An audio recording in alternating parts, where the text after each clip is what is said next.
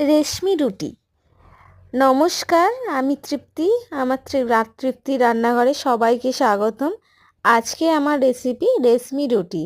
এটি খুবই সফট একটি রুটি।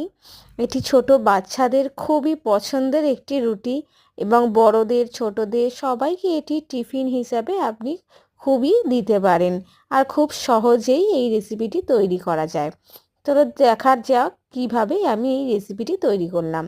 প্রথমে আমি সিদ্ধ করে নেব দুটো আলুকে এবং সেই খোলা ছাড়িয়ে আলুটাকে ভালো করে গ্রাইন্ড করে নেব।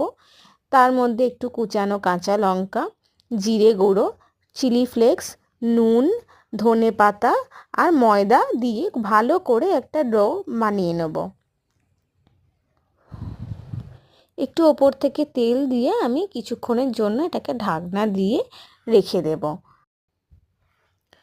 এবার একটা জায়গায় বেলনেতে একটু আটার গুঁড়ো দিয়ে আর এটিকে আমি ভালো করে পাতলা করে একটু আমি বেলে নেব।